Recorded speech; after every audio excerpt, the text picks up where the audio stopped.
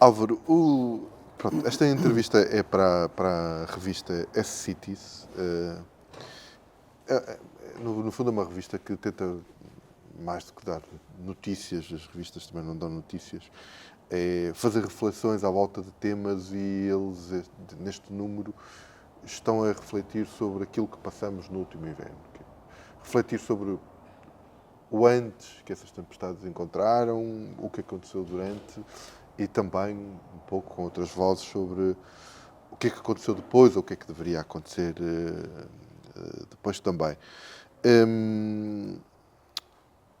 E eu começava precisamente para refletirmos sobre isto e para refletirmos sobre o que é estas tempestades. Comboio, não é? Chamam de comboio de tempestades. De facto, foi o TGV. Foi o TGV. Foi. Entrou assim em excesso de velocidade. Numa outra entrevista, e a propósito de um dos livros que escreveste, eu descrevi-te como um geógrafo que apanha o país com as calças na mão, desaprumado, impreparado para o retrato que, na verdade, tu andas sempre a tentar fazer na berma da estrada.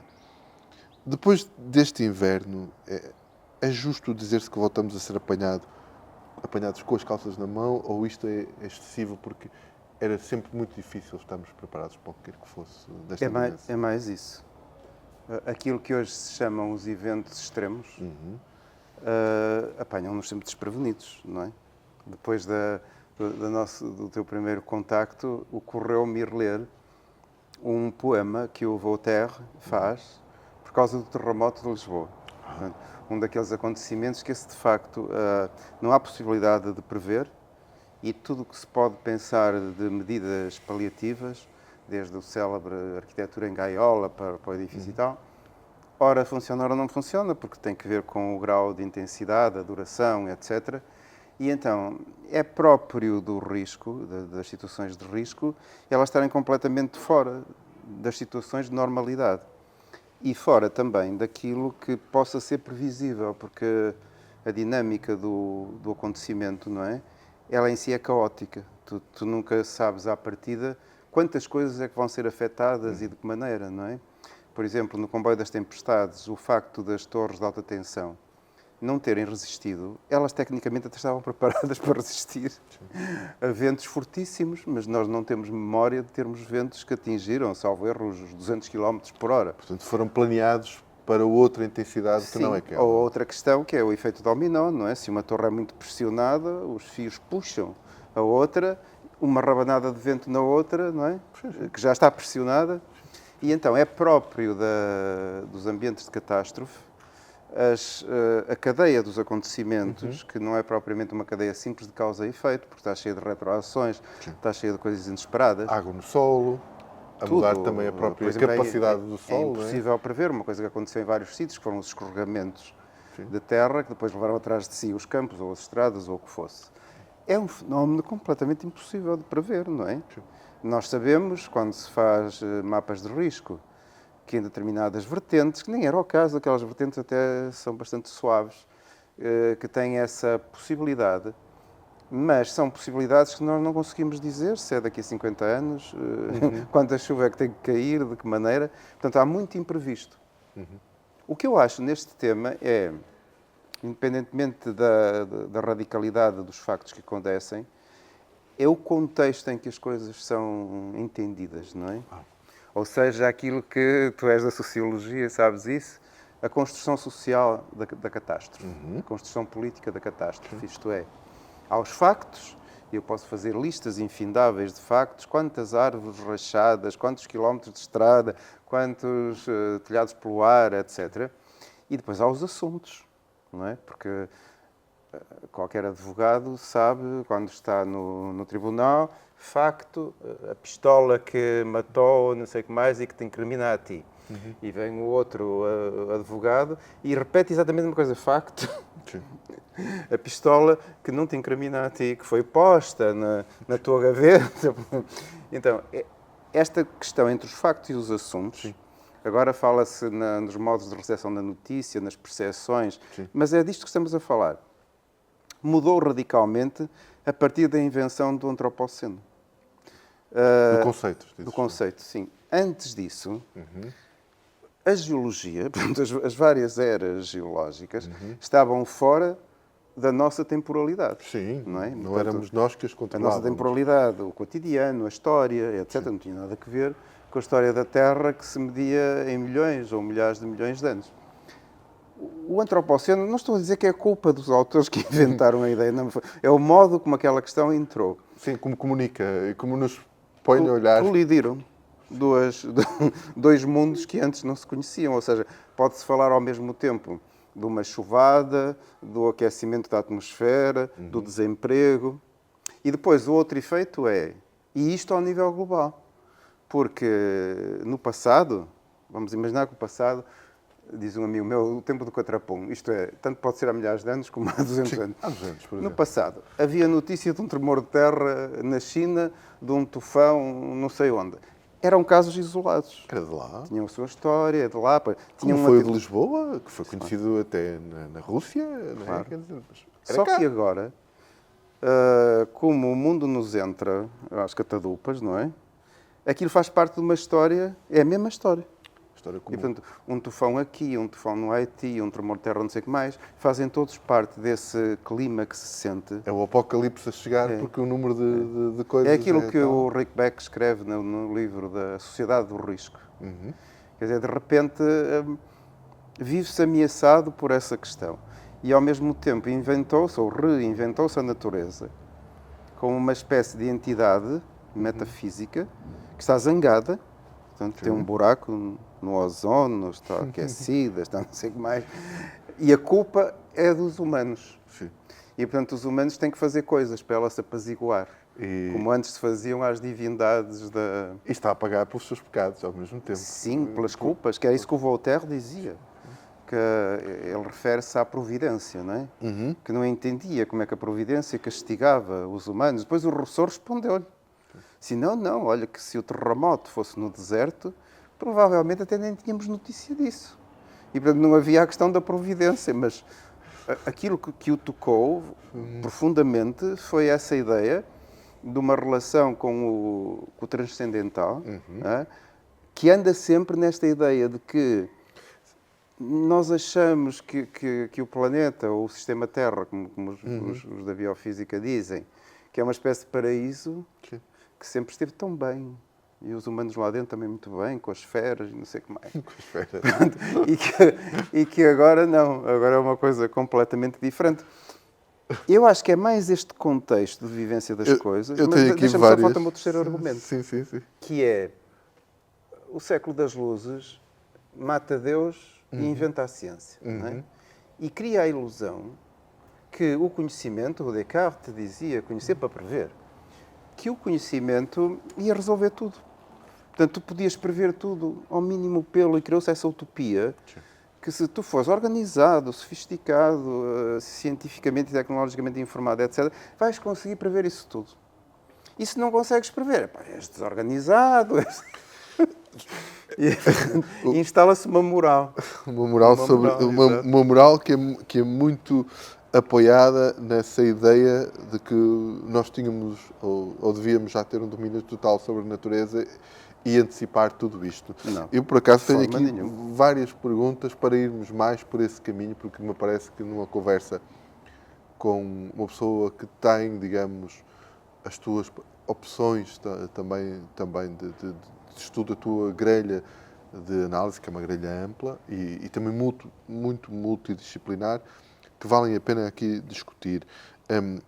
Em todo caso, voltando aqui um pouco ao concreto da questão, estamos a ser injustos perante a dimensão disto, que somos basicamente um país que reage, que contabiliza os danos, que até promete reparar, mas parece menos capaz de prevenir, ou seja, ainda assim haveria aqui no meio disto espaço para minimizar de alguma forma alguns dos riscos, olhando para o território? Certas coisas. Por exemplo, falou-se, ainda hoje é notícia do público, porque se pôs a funcionar novamente o canal do Mondego. Sim, água. Está aí uma obra que desde o início, todo o Baixo Mondego é uma paisagem sintética, não é?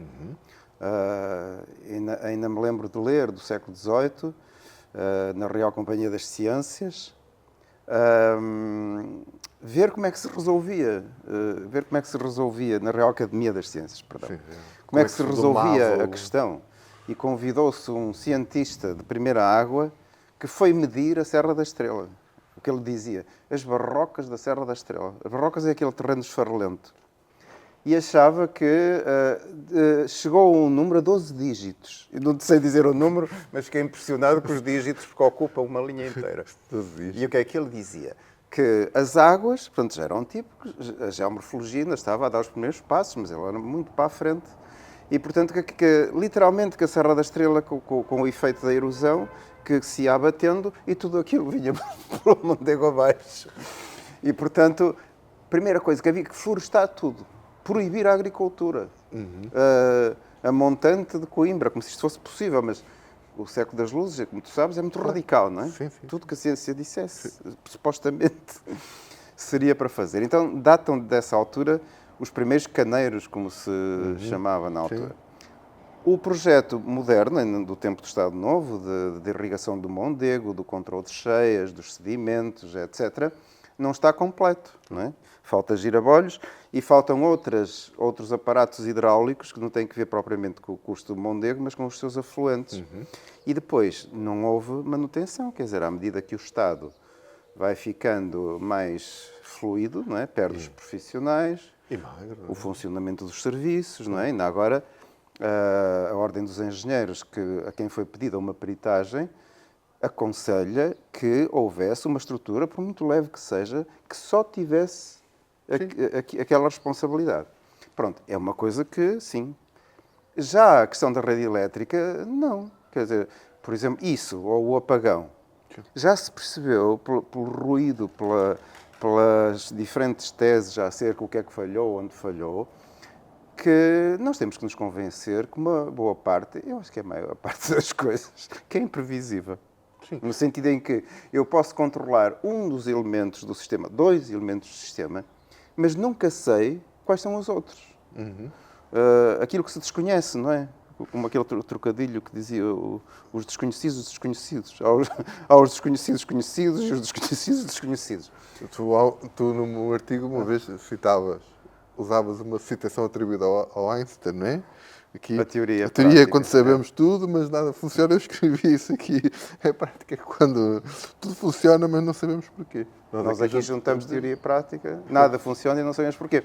Estava na são porta são demasiados da minha professora de Biogeografia. Senhora Nicole, que lindo que isto é. Na porta, ela a Nicole é de uma geografia científica, porque era da geografia, ela fez um doutoramento sobre as florestas, é mais da biofísica, não é? E eu achava muita piada a esse dito e ele faz todo o sentido, porque a centralidade da ciência, que quase tem o mesmo estatuto que tem Deus, nós não podemos pensar que a ciência dos laboratórios é a mesma que depois salta para os seus múltiplos usos, dizem os filósofos, para os seus modos de existência na sociedade. Um físico que está a estudar radioatividade não sabe se aquilo vai sair numa bomba atómica ou numa terapia para o cancro, por exemplo, não é? Sim. E então há essa sensação, e depois convida-se com grande pompa o cientista, como quem convida o oráculo de Delfos, que vai dizer, faça-se isto, aquilo, assim, Sr. Professor, faça-se como? E tivemos todos muito à espera de respostas, não é? Que até mesmo, para já, as coisas tinham acontecido para tentar entender. Nós temos uma ânsia muito grande que é... e que se calhar vem de uma outra coisa que eu tenho aqui e posso perguntar desde já. Eu fico às vezes com a sensação de que o nosso quadro mental se urbanizou de tal forma que nós deixamos de compreender sequer estes fenómenos. Ou seja, sim. Porque eles, na verdade, sempre existiram. O que nós estamos a discutir, mesmo do ponto de vista da crise climática, é a intensificação, o aumento de frequência. Mas o clima do nosso país sempre foi propício a momentos de sabes que é um paradoxo, quanto mais se conhece do ponto de vista científico, menos o cidadão comum sabe. Tu, Inés, do tempo, e eu, em que o boletim meteorológico explicava minimamente. Agora não, é uma bonecada. Com temperaturas e que há tempos eu disse, assim, já repararam, que é uma coisa que os geógrafos dizem muito isto, assim, um país tão pequeno, não é? Que está numa zona de transição climática e que tem na margem esquerda do Guadiana um dos locais mais áridos da Europa e no Gerês um dos mais úmidos. Ninguém acredita nisto, não é? É uma distância mínima. E depois, como se não bastasse, como a circulação atmosférica dominante vem do Atlântico, basta uma colina, não é preciso muito alta, basta que tenha mais de 200 metros, Sim. e do outro lado já é uma coisa completamente diferente. Claro. Portanto, nós temos aquele mosaico que Orlando Ribeiro, aquela frase muito bonita, Portugal, o Mediterrâneo e o Atlântico. Ele não falava só de clima, obviamente, Sim. falava também de outras questões Sim. culturais, mas ainda é mais complicado que isso, porque é uma variação norte-sul e é uma variação litoral-interior consoante a morfologia, não é? A morfologia dita muito, por exemplo, a influência do clima do centro da península, não é? Quer dizer, que chega atrás dos montes de uma maneira Nem é diferente do preciso que ir chega à tão longe, beira-mar, basta não é? ver o que é a região produtora do vinho do Porto. Sim. É um enclave mediterrâneo puro, não é? Sim. Antes disso, há as serranias do Marão, um dos locais também onde chove mais, e então basta atravessar o Marão e o clima muda completamente. E, portanto, atrás da mudança climática vem toda a biogeografia. Mas isso, nós estamos a falar de um conhecimento que é acessível, que era estudado, Mas não se estuda. que era estudado. A questão é o conforto em que nos colocamos, e que não é mau. Todos nós ansiamos a ter uma vida um pouco mais... E a ilusão de que controlamos. E a ilusão do controle deixa-nos um bocadinho mais vulneráveis, na Claro. verdade, não é? Sim. Sim. E depois, claro, temos que arranjar um bode expiatório. E quem é o bode Porque expiatório? o bode expiatório é o governo, não há planeamento, é aquelas coisas que se ouvem sempre, é o interior. Eu com o interior, então... Sim. Mas podemos eu falar assumo do com o planeamento. Ainda que possamos exagerar, e eu sei que és em muitos aspectos crítico, no fundo, dessa fé total também no planeamento, na verdade, em alguns aspectos que foram afetados, por exemplo, neste inverno, e que normalmente também são afetados pelos fenómenos do verão, há falhas de planeamento, não é? Quer dizer, há O coisas planeamento é um sistema de falhas. Vamos lá ver. Planear quer dizer antever, Sim. não é?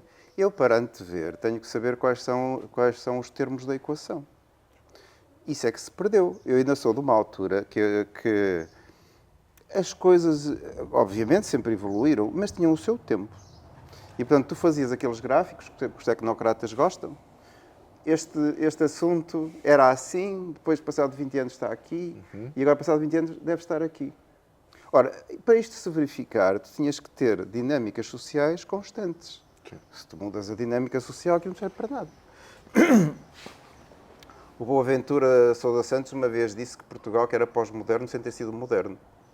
Ou seja, consigo perceber isso. que toda aquela economia, cultura, etc., que vem do passado, do Portugal rural, que vivia praticamente num regime de subsistência, pobre, veio quase até finais dos anos 60. E depois, o dito processo de modernização foi muito curioso, porque não se produziu em Portugal, não. Mais de 1 milhão emigrou. Não é? Então, há situações, o caso do Algarve, por exemplo, passou diretamente de uma economia, de uma sociedade, de uma cultura tradicional para o turismo. Para os serviços. E então, para o turismo. Sim. E o turismo é uma coisa muito curiosa porque produz território. Não é? Contrariamente a outra economia, produzir sapatos ou produzir mobiliário. Não, o turismo instala-se, é uma verdadeira máquina de produção de território. E pede sempre também ao território, vá lá, guarda-me lá umas coisitas assim antigas, porque eu também preciso de ti. Sim, Faz parte do produto turístico que eu quero vender, tem esse enquanto problema. depois... Não é? Canibaliza aquilo que diz que é único, raro. Claro. E então, hás de ver que a palavra rural continua a ser usada como se nada tivesse acontecido, quando tudo aquilo que caracteriza o rural já não existe. Então, nós vivemos um bocado num mundo fantasmagórico, que não vive de imagens do real, vive de representações do real, que estão fora de prazo. A maior parte delas foram todas inculcadas e inventadas durante o período salazarista. Aquela ideia da ruralidade neorromântica, o contacto com a natureza, o trabalhador que canta, os produtos da terra, conhece o céu, as estações, tudo. Tretas. Não é? Era uma agricultura profundamente pobre. E então, essa fantasmagoria vive desse mundo idealizado, não percebeu, ou não quer perceber, que isso não existe. E, portanto, não sabem que termos é que a realidade se organiza hoje em dia. E depois vem o vento e leva as estufas. O vento leva ao que estiver.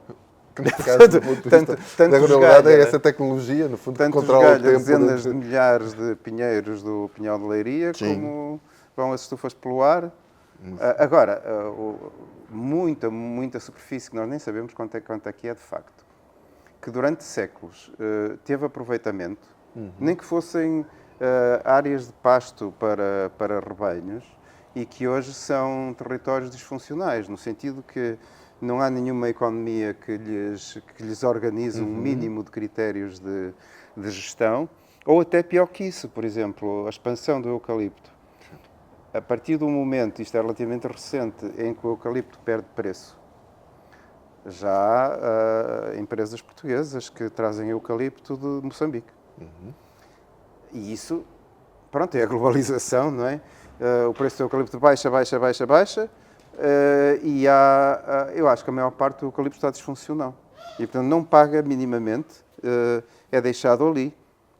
E isso nunca tinha acontecido em Portugal, não temos memória disso, de termos vastas extensões do território que não têm uma economia que lhe assista, digamos. Sim. E até é mais surreal que isso, porque sendo o eucalipto uma árvore que não só resiste ao fogo, como brota ainda com mais intensidade, para retirar o eucalipto e pôr outra coisa, admitindo que tu tens uma economia que paga as duas despesas, não é? Sim. Tu precisas de máquinas potentes, porque toda a raiz, chama-se a touça, Sim.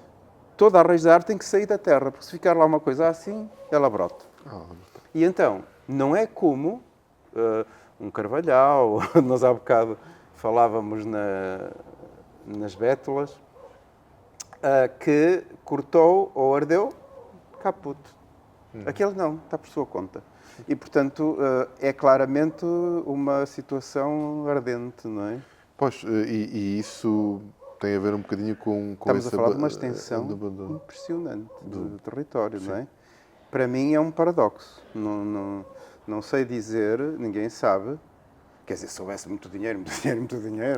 É um paradoxo porque, na verdade, é um território que seguiu esse rumo por causa do abandono, ou seja, porque era mais fácil, dado o abandono, colocar essas extensões monoculturais, portanto, É uma e render economia alguma subsidiária. coisa. Eu lembro-me quando o meu pai pôs eucaliptos. Obviamente não era isso que a gente vivia. Claro. Tinha Era uns montes que no passado eram para cortar mato, para trazer para a corte do gado e produzir estrume. Se tu plantasses lá uns eucaliptos ao fim de 8, 9 anos vendias e tinhas ali um rendimento. Mas era um rendimento mínimo. Sim. Agora, face a terra que tinha perdido completamente o valor, era um rendimento, ponto final. Estão lá, ninguém os quer. Não é? A Santa Casa da Misericórdia já não quer legados de terrenos no monte, porque já não tem valor. Pois, não tem valor. Nesta parte da conversa, no fundo, estás a corroborar uma coisa que eu aqui queria perguntar. No fundo, nós ainda estamos, nesta questão do planeamento, a usar grelhas de pensamento e, se calhar, instrumentos que são desenhados para uma realidade que já desapareceu. É uma coisa fácil de explicar. Nós estamos como nunca antes. Eu sei que isto pode parecer uma frase comum, mas ela é verdadeira. Numa velocidade de modificação das coisas,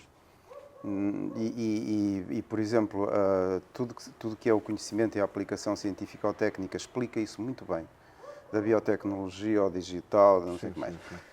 A velocidade com que as coisas andam e, ao mesmo tempo, os efeitos que essas coisas provocam, não é?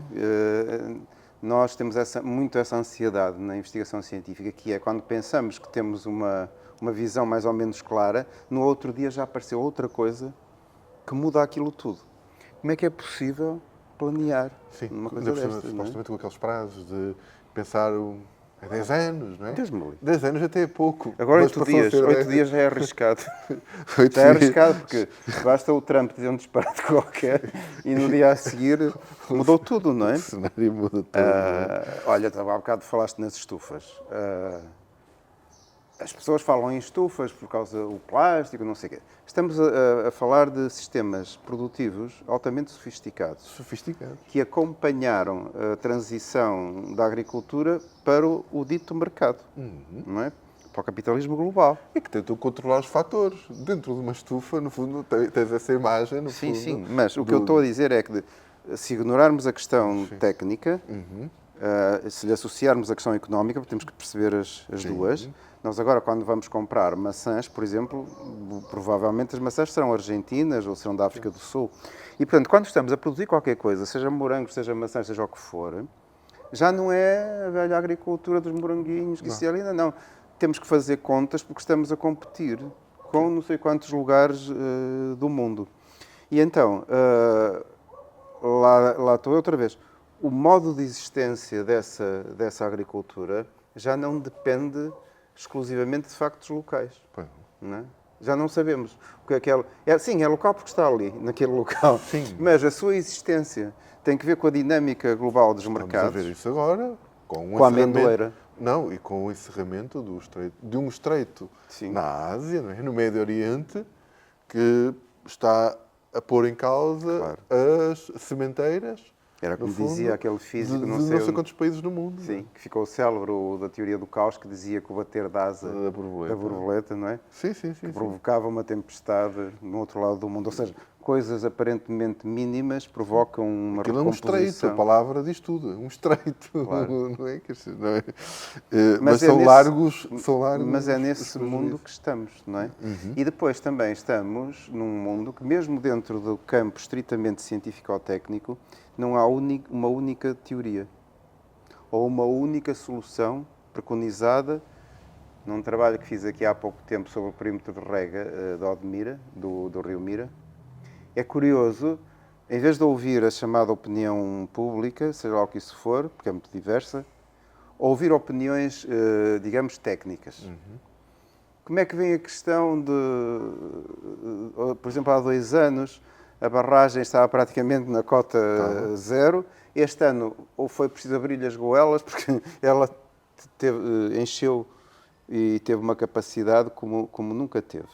Então, de repente, aquilo que era uma questão acerca da escassez da água e da necessidade de reformular completamente os preços, as condições de uso da água, a cota de água que vai para os pequenos produtores ou que vai para os grandes, etc., de repente mudou tudo outra vez.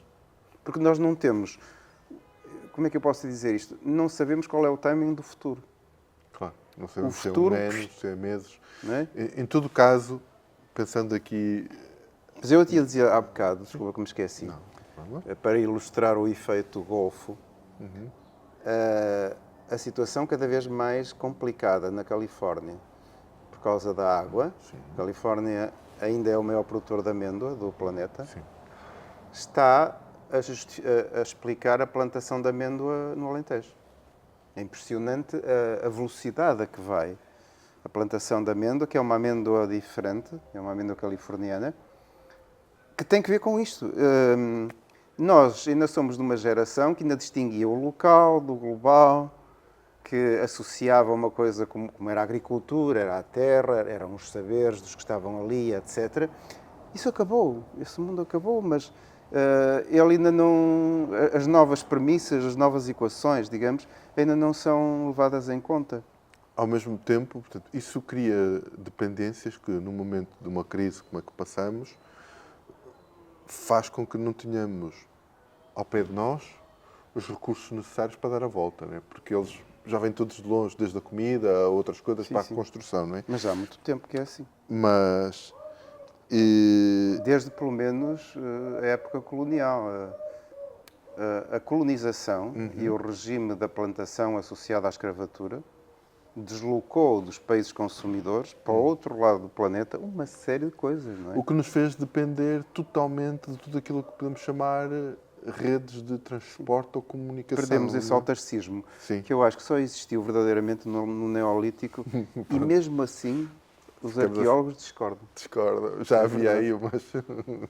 Agora, já havia uns tipos de umas pirogas. porque a tecnologia permite. Aqui há tempos estava a ler um livro, estava a ler uma coisa sobre Jericó, assim, uma coisa que data de há 9.000 anos para trás. E hoje, por exemplo, é fácil saber a obsidiana, que é um vidro vulcânico, tu consegues saber de onde é que ela veio. E ela estava lá e já tinha vindo de 3 muito mil longe. quilómetros. Portanto, o que quer dizer que há 8.000 ou 10.000 anos havia cadeias comerciais, Sim. não é? E quando nós temos aquela ideia que não, que esses povos, esses nossos Que é da antepassados... globalização, que fomos nós, os portugueses, até com as nossas caravelas que criamos. Nós globalizamos imenso. Sim, mas não começou aí, não é? Obviamente. Mas este inverno foi, na verdade, um teste às redes de transporte e comunicações. No fundo, aquilo que liga o país física e tecnologicamente. Eu, assim, no apanhado rápido, eu acho que falhou um pouco de quase tudo. Estradas, linhas férreas, redes de telemóvel, redes elétricas, redes de água, já falamos um bocadinho delas, e até a rede de emergência. O CIRES. A questão é, nós vivemos num tempo de hiperconectividade. Nós não sabemos pensar sem qualquer uma destas, pelo menos. Castells chamou-lhe a sociedade em rede. Não é? Isto não aumenta ainda mais o nosso sentido de fragilidade e, usando outra palavra, de solidão? Aumenta. Perante a força. Aumenta, e é muito curioso porque se nós falarmos com uma geração que tinha a ideia que a tecnologia que eram objetos, isto é uma garrafa, isto é uma mesa, isto é uma cadeira, e agora tens na mão uma coisa esquisita. Sim. Que ao mesmo tempo é chamado de objeto de uso pessoal, mas só funciona com satélites a orbitar o planeta. Sim. Esse desfazamento de eu não perceber, tu sabes perfeitamente, por exemplo, quando é que precisas tirar os óculos ou pôr os óculos. Sim. E, portanto, dependes de ti, a decisão é tua, não sei o que mais. Nós estamos imersos numa sociedade, numa tecno-sociedade, onde a questão do aprofundamento do capitalismo global faz de qualquer coisa uma mercadoria, um produto, mas ao mesmo tempo cultiva-nos a ilusão de que nós somos indivíduos, essa é a base das doutrinas liberais, que tomamos decisões, não é? E que somos autónomos. Tretas completas, não é? Nós não damos conta, às vezes as coisas são tão banais, a internet, a eletricidade, nós só pensamos que essas coisas existem quando falham. E esse é se quiseres, é a situação que explica muito bem o tal paradoxo de nós pensarmos que temos graus de autonomia, de sofisticação, de controle das coisas cada vez maior, quando de facto, eu ainda me lembro numa conferência daquele autor que escreve sobre a velocidade, o Virílio, que diz até uma frase que tem graça, que diz, olha, em todo caso, não se esqueçam que quem inventou o comboio, sem saber, tinha inventado o descarrilamento. Pronto. Ou seja, qualquer solução sociotécnica que depois tenha uma ampla cobertura social, arrasta consigo o efeito do descarrilamento. E uma percepção ainda maior, uma dor ainda maior com esse descarrilamento, porque nós deixamos de estar habituados, no fundo, a socorrer-nos até dos objetos mais... Porque a tecnologia não é um instrumento. Claro. Eu quando... É um serviço, não é? Já não é um eu na escola, quando comecei a interessar-me pelas questões da tecnologia, os exemplos eram sempre máquinas ou ferramentas. Tu é que mexias máquina naquilo. De escrever, estamos no tempo da máquina de escrever. E agora, a maior parte da tecnologia é uma coisa que está distribuída, não se sabe em que geografia, quantos atores que mexem naquilo. Tu estás aqui no fim da cadeia como utilizador, mas aquilo é completamente opaco. Tu vês agora as questões da inteligência artificial, por exemplo. Sim, o debate sobre a opacidade, quem domina, quem... Completamente. E, portanto, a nossa relação com a tecnologia, ou então coisas complicadas sobre a engenharia genética, por exemplo, que nós nem sequer sabemos o que é uma molécula, o que é não sei o quê, porque a biologia já nem sequer trabalha com animais ou com plantas, já só trabalha com coisas mínimas, constituintes da matéria. Se tu ouves um físico do CERN a falar de partículas e não sei o que mais, nem sabes do que é que ele está a falar. Temos que ir ali à Universidade de Minho, a uma catacumba. E então perdemos essa descobrir qualquer coisa. relação tátil, não é? Visual, Sensorial. sensorial, com os Sensorial. nossos sentidos, não é? Os básicos, aqueles que nos foram E dados agora, à portanto, nascença. isso é tudo, aparentemente é tudo milagroso, como ouvir aquela expressão, não há uma app para isso. Não é? Que temos essa relação magificada com a tecnologia, mas sabemos perfeitamente que ela que é profundamente perversa. Antigamente teríamos Ou que uma é. erva aromática qualquer até matarem as bruxas todas. Agora estamos com essa de que não há uma app qualquer. Outro dia, a um colega teu do público, o Álvaro podia escrever uma coisa sobre os tais comboios das tempestades. Sim. O que é que acha disso? E digo-lhe, eu respondi quase em modo automático, assim, isso é um conjunto de temas aos quais a minha avó respondia com um ramo de oliveira benzido no domingo de Ramos, uma vela e a Santa Bárbara. E, portanto, aquela coisa que tu dependias absolutamente da terra, se viesse uma granizada sobre a tudo, vinha, estragava tudo. Não é? E a minha avó começava a ver as nuvens de trovoada a formar-se e eu já sabia o que é que ia acontecer. Lá ia ela, buscar a santinha que estava num sacrário, o ramo benzido, a vela, e ela começava... Eu acho que era um misto de orações e um misto daquelas fórmulas mágicas, não é? Santa Bárbara se levantou, se vestiu e se Nesses dias eu acho que olhamos para todo lado, não é? Olhamos para Deus, Agora, damos-nos se for conta- preciso até para o diabo. se O ele nos divisor ajudar. comum é reconhecer a fragilidade do indígena, não é? Claro. Ainda insistindo nesta questão da fragilidade, quando perdemos essa ligação ao mundo, porque de facto nós hoje somos uma pecinha mais pequena numa coisa que é gigantesca, nós acabamos por nos socorrer do que é próximo.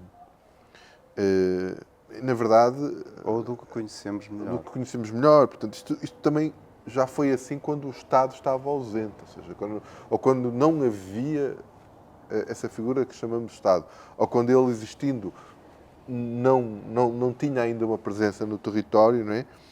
E nós vemos que, na verdade, nestes dias, naquelas circunstâncias, as comunidades locais foram muitas vezes a primeira rede de resposta.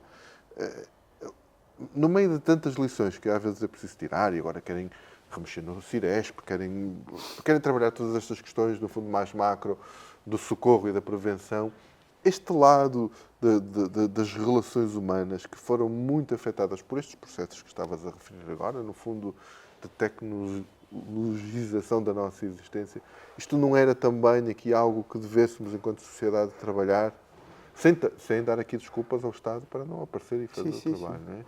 Eu ouço, sobretudo quem vem da área da sociologia, da antropologia, Do urbanismo também, do campo urbano, alguma coisa também sobre há a uma questão coisa da que para proximidade, mim não é? não tem explicação, que é o uso cada vez mais intensivo e genérico da palavra comunidade. Sim, Hoje comunidade aparece a propósito de tudo. tudo. É uma palavra que, apesar de tudo, tem uma origem, não é? tem. Na antropologia. E a gente lê, por exemplo, Jorge Dias e percebe o que era a construção de formas societais de comunidade com todos os aparatos possíveis, não é? De gestão comum de recursos, de gestão comum de uma ordem moral, não é? Tudo. E esquecemos-nos, muitas vezes, que a comunidade tem dois bicos, não é? É de uma profunda solidariedade e do seu contrário, porque a comunidade não é elástica. Sim, A comunidade também não aceita a diferença, não aceita o outro. A ruptura entre a antropologia e a sociologia é que a sociologia se refere a formações sociais alargadas, abstratas, que toleram a diferença, o estrangeiro, etc., que nos põe aqui a falar, mesmo que a gente não se conheça. Quando se estava, eu ainda tenho essas memórias de Melgaço, quando estava com alguém era, como é que tu te chamas? De quem Onde és? tu és filho de quem? De quem é? Exatamente. Não é? De quem é? E, portanto, a comunidade é também um sistema de controle. Do controle, sempre foi. E depois, a outra questão era que nós associávamos a vizinhança à comunidade. E então, há muitos estudos que eu acho que são um bocado românticos, que olham assim para um prédio e porque as pessoas estão próximas e se chamam vizinhos, partem do princípio que aquela gente que todos os dias se conversa muito e a vizinha dá-lhe a salsa, aquele xarope daqueles filmes da antiga senhora do Pátio das Cantigas, não é? E a sociedade não é isso, não é? Dizia o François Hacher, que morreu tão cedo, foi uma pena, uma pessoa que escrevia lindamente, que o verdadeiro urbano é o que não conhece o vizinho. O verdadeiro urbano é o que não conhece o vizinho. Exatamente. E- Conhece o vizinho no sentido onde boa tarde, tem um cão lindo. Que lindo cão, etc. Aquelas cenas Claro. de sociabilidade que garantem, enfim, um espírito cívico, um mínimo de educação, mas de facto eu não sei minimamente quem é o vizinho. O que é que ele sofre, o que é que não Exato, sofre, o que é que eu quando posso fazer ouço por ele, aquelas não é? coisas, foi encontrada uma pessoa que já morreu há 4 dias no seu apartamento, sozinha. 4 dias é pouco. Temos tido histórias de meses, mais, ou sim, seja, sim. que é pior ainda, não é? E então, nós de facto não tiramos conclusões, porque isso está mais que estudado. E continuamos a achar, outra vez, a comunidade, eu digo sempre nas aulas aos meus alunos, assim, atenção, comunidade é uma situação de chegada, não é uma situação de partida. Sim. Quer dizer, dependendo da situação, da dinâmica que foi criada numa determinada circunstância, há um conjunto de pessoas que aderem, que participam, assim mais, e, portanto, a comunidade é uma construção. E hoje nós não sabemos, de facto, o que é a vizinhança. É um mistério, porque ainda lidamos pensamos como se proximidade física fossem as outras proximidades todas, e isso não é verdade. E, portanto, ao mesmo tempo temos uma ilusão de certas coisas que exigem a copresença, que exigem pelo menos 2 humanos um em frente ao outro, que são substituídas por coisas digitais. Claro. Não é? Portanto, vai ao site... A questão é que, como percebemos naqueles dias, tudo isso falhou. Ou seja, essa mediação a que nos habituamos, que nos dá assim também uma certa defesa, não é? Porque... Eu nem diria que falhou, estou a dizer que essas coisas não existem. Digo, não, quer dizer, que não existem tal como as pensamos. Claro. O que eu digo é que naqueles dias em que tudo o que é essas tecnologias que nos ligam e que nos separam, porque permitem que cada um esteja no seu canto, ao falharem, fomos obrigados, no fundo, a tentar sair à janela ou à rua e perceber o que é que estava a acontecer, porque o meu problema era partilhado pelo do lado e eu se calhar tinha uma coisa que ele precisava e ele tinha outra que eu me dava. E as redes sociais? As redes sociais laboram porque nós, quando não conhecemos bem as coisas, nós pensamos essas coisas como memórias de outras coisas. E pensamos que as redes sociais que são apenas uma adaptação das redes sociais que tínhamos. Das redes sociais e não tem nada a ver. Não é? Não tem nada a ver. E, portanto, há de facto, saberás isso que também estudaste, esses temas que aumenta a opacidade. A sociedade, aquilo que nós chamamos de sociedade, é de facto uma coisa cada vez mais opaca. Sim. Que são cada vez mais comuns os mecanismos das tais, como os vocês sociólogos dizem, das pertenças múltiplas. E uma coisa que está a tomar uma realidade algo problemática, que é a tendência para a tribalização. Sim. Ou seja, eu tenho uma imagem da sociedade que, em parte, se fundamenta nas pessoas que estão na minha rede social e, portanto, que concordam comigo. E eu concordo com elas. E se houver uma que não concordo, eu cancelo. Deixo. E então, tribalização no sentido em que, em vez de existir uma espécie de senso comum, de uma mínima partilha de coisas, não. Estes redutos vão se instalando, não é? E depois encontram nas mesmas redes sociais formas de divulgação. Tem muito que ver com o populismo, tem muito que ver com pensar as coisas no curtíssimo prazo, tem muito que ver com um assunto que numa tarde é de uma maneira, na manhã do dia seguinte é de outra. De encontrar respostas fáceis a coisas que são muito complexas também, como estas. E a política, como é suposto, adapta-se a isso e vive clima, disso. não é? É muito difícil hoje, por exemplo, tomar decisões de longo prazo. Vamos falar sobre decisões, estamos a acabar, sobre decisões, sobre a forma como as tomamos e essa também dificuldade que eu acho que também tem a ver, é uma opinião, com o espírito do tempo em termos políticos e societais. Que é. Depois da destruição, a primeira tentação é repor, não é? Quer dizer, seja um muro, uma estrada, casas, acessos, o que seja. Mas repor pode significar, às vezes, reconstruir a vulnerabilidade. Não é? Sabíamos nas margens dos rios, nas encostas, como já falamos também aqui. É mais difícil, não vamos comparar, é-nos difícil recuar, dizer não. Estou a ser injusto se disser que acho que nós achamos que com os upgrades tecnológicos podemos fazer as mesmas coisas nos mesmos sítios, que eles vão resistir à próxima? É difícil responder na generalidade, quer dizer, Mas há um... tu nunca tinhas pensado que irias ter ventos de 200 km a hora. E, portanto, compraste um sistema para a tua estufa de morangos. Bom, aguentaria aos 80, não é? E agora faz um upgrading para aumentar. Em todo o caso, continuas a ter alguma esperança de que não vais ter, nos próximos 50 anos, 200 km a hora. Porque esta história do fim do mundo é curioso, porque o fim do mundo não é o apocalipse. O apocalipse é, ia tudo muito bem, chegou a uma altura, como se houvesse um precipício e pum. Não, o fim do mundo é servido em doses, que se espalham num tempo que nós não sabemos qual é. Se são 50 anos, se são 5 mil, se são 5 milhões, fazemos a mínima ideia. E, portanto, a dinâmica que se gera é uma dinâmica num primeiro tempo de resposta. E de perceber que aquela questão não é completamente definitiva. Não sei se acompanhaste o processo de tirar pessoas de ilhas atóis no Pacífico.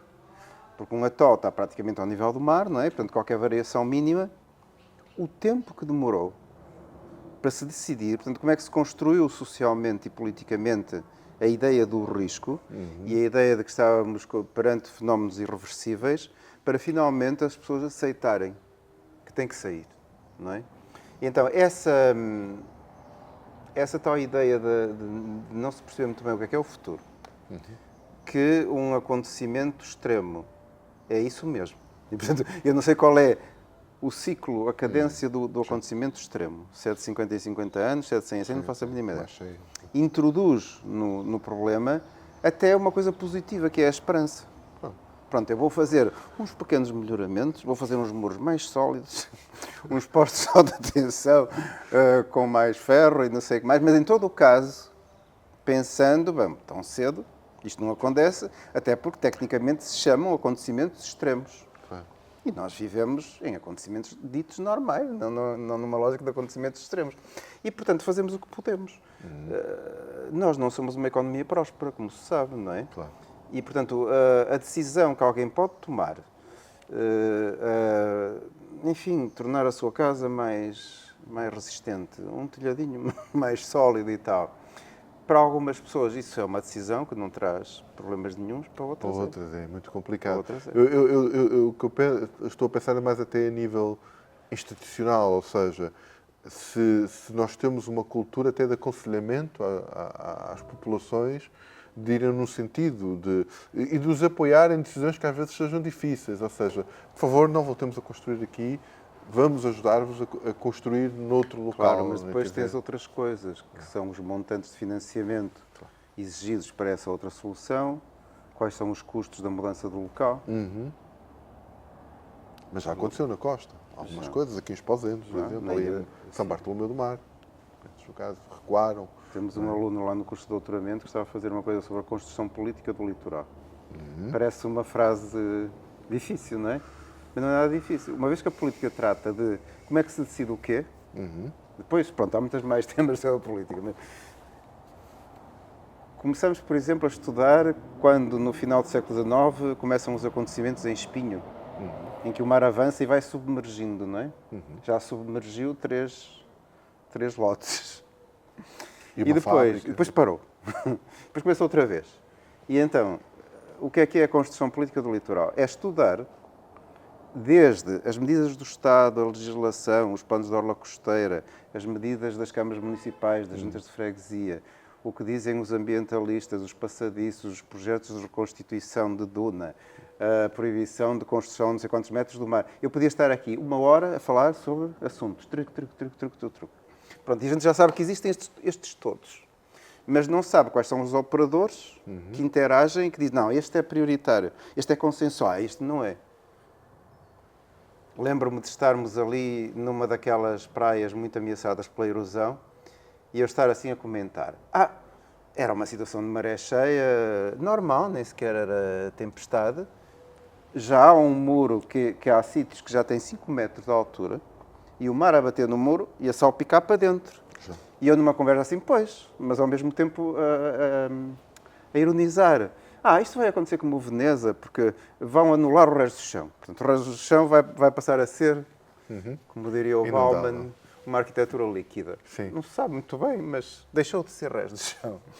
E, portanto, isto, se calhar, ainda não vai ser a destruição completa desta frente construída, vai ser só o resto do chão. E um tipo que estava a ouvir a conversa disse assim, ainda outro dia fulano comprou por não sei quanto, e não sei quanto era um disparate, aquele apartamento ali no segundo andar. E digo-lhe, mas ele sabe que o mar está a avançar. Sabe, mas sabe que isto, entre junho e setembro, ele tirou dele. Ele tirou dele.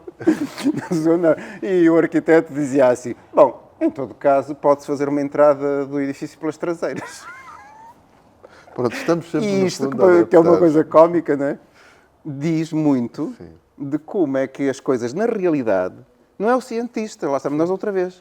O cientista no laboratório que diz que nos próximos 50 anos é uma probabilidade. Não. É depois. Como é que isso se operacionaliza socialmente? É óbvio. Eu, no meio desta conversa toda, ia-me quase escapando fazer-te aqui uma outra pergunta sobre a forma como isto também destapa a nossa organização, ou falta de organização política ou administrativa. Quer dizer, aconteceu uma catástrofe e criamos uma estrutura de missão com uma cabeça, uma chefia, para gerir entre municípios, comissões de coordenação onde também havia algum dinheiro, o próprio Estado. É uma agência, não é uma agência. Estrutura de missão é bonito, também costumamos criar muitas, não é? Mas é uma agência. Estas decisões ad hoc, no fundo, ou seja, podemos pensar nisto, é um fenómeno fora do comum, exige uma medida fora do comum. Mas isto também não demonstra que estamos um pouco desorganizados no território para dar conta destas coisas que acontecem de forma diferente em sítios diferentes do país. A primeira coisa que me ocorreu, concordando com o que tu estás a dizer, é uma resposta à rigidez do sistema. Nós temos um excesso de afastamento entre um Estado e uma administração hiperconcentrada e, como se não bastasse, está dividida em capelas.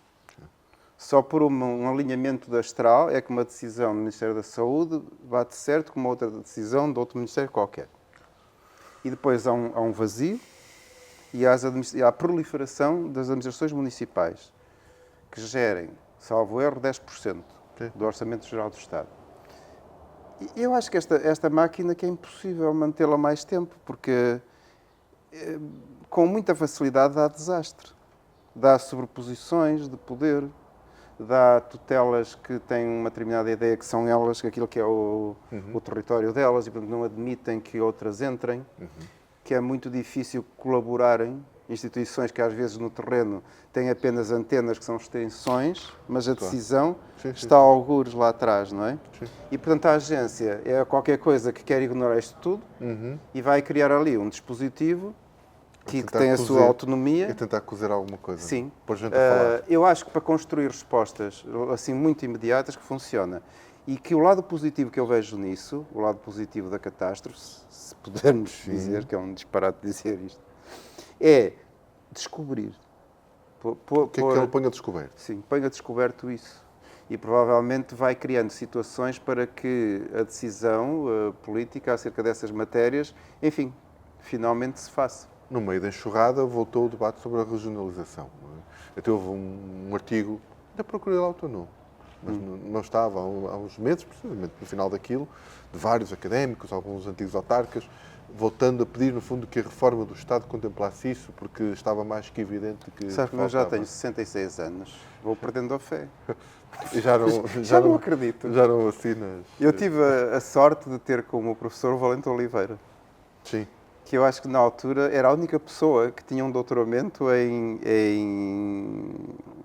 formas de gestão regional, ordenamento do território, etc. Isto não existia cá em Portugal. Depois, enquanto ministro, assisti, por exemplo, foi ele que acabou com o gabinete de Sines. Que achava que o gabinete, que era exatamente um órgão de missão, não respondia a ninguém, nem ao Ministério das Finanças, não tomava decisões como entendia e que a realidade de Sines não estava de acordo com a utopia de Sines, que era preciso extinguir. E a gente até pensava, aquilo está-se a contradizer, não é? Porque a ideia é aproximar a decisão, não sei o que mais. Depois ele explicava que isso que não é bem assim, não é? Que nós temos que ter uma flexibilidade político-administrativa que seja capaz de se adaptar às situações. Porque há sempre coisas que mexem com aparatos de escala macro, não é? Que existem à escala micro também. E encontrar soluções que sejam capazes de gerir essa flexibilidade. A tradição cá em Portugal, como em muitos outros sítios, é de rigidificação. E agora é muito curioso notar que aquilo que antes era uma burocracia em que tu tinhas que meter papéis, não é? Qual papel? E tinhas que ir para o guichê e depois tinhas que ir a outra instituição a fazer repetir os papéis. Agora é tudo eletrónico. Sim. E o eletrónico anulou o bom senso da pessoa que te está a entender e criou aquela situação que nós vemos no Little Britain, em que alguém aparece num guichê, mais isto, mais aquilo, e está uma pessoa muito enjoada, do outro lado até clara, e no fim responde the computer says no. Ou seja, aquilo que era uma ferramenta, que era a digitalização, que supostamente ia agilizar os processos, complicou-os. E também, agora tu estás a fazer não sei o quê e o sistema não te deixa continuar, porque te falta não sei uma coisa qualquer. Isso só prova... Isto não retira nenhum mérito à digitalização. Não. A digitalização tem que operar num sistema que tenha determinadas regras de relação, não é? Claro. Não faz sentido que o cidadão, para pedir a mesma coisa de sempre, uma declaração de não dívida ou não sei o quê, tem que ir ao sistema do Ministério não sei o quê, ao sistema do Ministério não sei quantos, não é? E juntar papéis. Última pergunta. Voltando à forma como até trabalhas. És um geógrafo muito ocupado com a busca pelas representações, pelas formas que escolhemos, no fundo, para dizer ou para mostrar como vemos a paisagem, o território. Que representações é que sobressaíram, assim, de repente, deste comboio de tempestades? E, de alguma forma, eu sei que o tempo ainda é curto, ainda foi há pouco tempo, isto pode mudar a forma como olhamos para nós, para o país que somos? Principalmente se se repetirem, não é? Porque tivemos os incêndios também, vamos muito provavelmente voltar a ter incêndios, ou seja, passamos a viver neste regime de risco. E tudo o que muitas vezes nos explicas, mesmo na tua obra, às vezes desconstróis aquelas coisas muito estáveis que nos eram mostradas sobre o país, sobre o território. Isto é assim, isto é assado, isto é assim. Isto também gera instabilidade. Há um filósofo que não me ocorre. Nós estamos em tempos de filósofos. Temos tantas dúvidas, tantas... E então que fala em regimes de historicidade. E o regime de historicidade em que nós estamos é o imediatismo. Sim. E, portanto, o imediatismo, em vez de, como tu estavas a dizer há bocado, e é o que devia acontecer, que é, aconteceu isto, nós aprendemos com isto. E, portanto, o passo seguinte já será de outra maneira. Tu, quando estás num regime histórico que ele chama-lhe o presentismo. Presentismo, sim. François Hartog. Isto não é para vaidades bibliográficas, é para... Para sabermos de quem estamos a falar. E as pessoas tiveram o esforço de sim, se quiserem ler... É um livro que se lê lindamente. Não está escrito em filosofês. E percebe-se o que é presentismo. E o presentismo não é nada favorável a esse tipo de raciocínio que estás a dizer. O presentismo vive de respostas imediatas e depois qualquer coisa que acontece no ano a seguir, não sei o que mais, é como se fosse outra vez um facto novo. Outra coisa. E muitas vezes a construção desse facto, só porque há uma polémica sobre aeronaves contratadas, não sei o quê, ou seja o que for, faz parte também do presentismo a instabilidade como a questão é posta.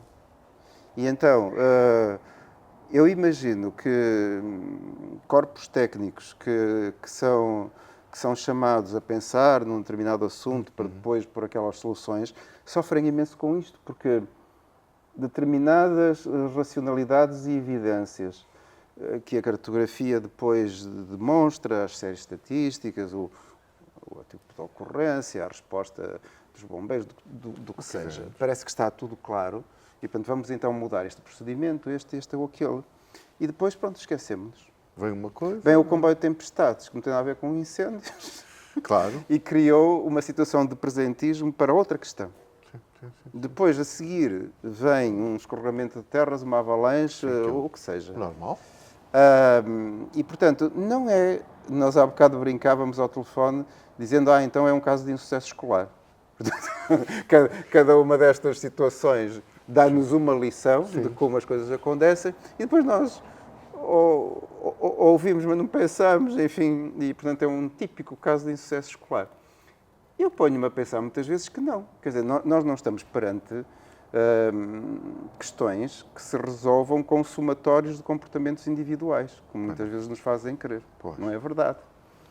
Muito mais importante que isso são comportamentos coletivos. Estamos a falar de escalas territoriais imensas, estamos a falar de atores sociais, políticos, privados, públicos, os mais diversos. Portanto, isso não depende de cada um de nós. ações individuais. E então, portanto, essa é que é a parte difícil de mexer. Aqui há tempos, passando por Pedrógão, onde houve aqueles casos dramáticos, Pedrógão está com uma massa florestal superior à que teve na altura dos incêndios. E já se fala, portanto, que será, outra vez, os de 2017 serão as zonas de risco próximas. Dizia-me o engenheiro florestal... Está a passar uma década, não é? Só tínhamos uma manhã. Ou seja, onde é que nós vamos? Vamos àquela encosta, como dizia o Orlando Ribeiro, ganhar a cota para ver. Está a ver ali? Olha, aquilo é um eucaliptal gerido por não sei quantos. Aquilo lá é um baldio. Aquilo lá é não sei o quê. Está a ver? Nós fizemos os aceiros, essas coisas todas, mas os aceiros até parece brincadeira, visto tudo ali.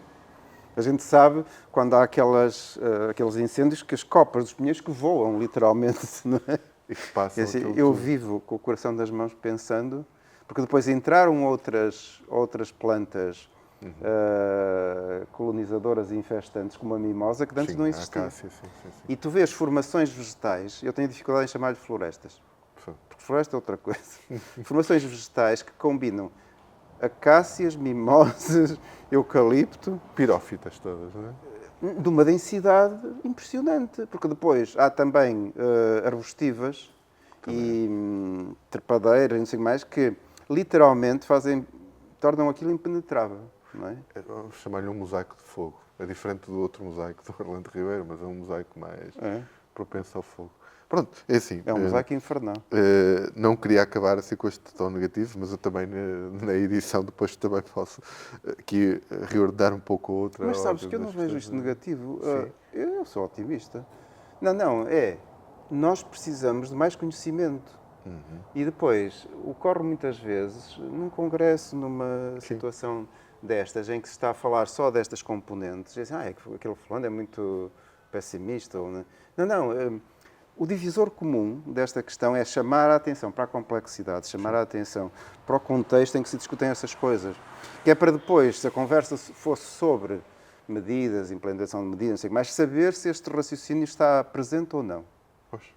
Porque tudo começa com isso. Tu não podes tomar decisão se não tens conhecimento minimamente... Sim, a decisão não pode ser só acerca de como salvar o próximo ciclo eleitoral. Pode ser à flor da pele. Não pode ser. E muitas vezes, digo eu, de quem decide, às vezes, de tentar salvar, agora que aconteceu alguma coisa, o próximo ciclo eleitoral, que é daqui a 1 ano, 2 anos, ou logo que seja, e, portanto... É uma coisa, por exemplo, que me impressionou um bocado no anúncio destas medidas do PTP, foi... Praticamente não havia prioridades. Era uma lista, é este assunto, esta resposta, este assunto, esta resposta, este assunto, esta resposta. E nós, claramente, é muito difícil, mas nós temos que ter uma estratégia de decisão por prioridades. Tem uma hierarquia, não é? Porque sabemos que a complexidade e a extensão da questão é tão grande. Dilui responsabilidade, não é? Dilui responsabilidades e nós não temos capacidade nem organizacional, nem financeira para ir a todas. Sim. E, portanto, temos que escolher alguma. Temos que escolher, sim. Acho que um melhor final de conversa é este. Pronto. Porque me parece mais proativo também. A ciência também tem que dar isto, quer dizer, alguma luz ao caminho. Pronto, Álvaro, não te roubo mais tempo. É sempre uma conversa muito interessante e temos aqui pistas ótimas.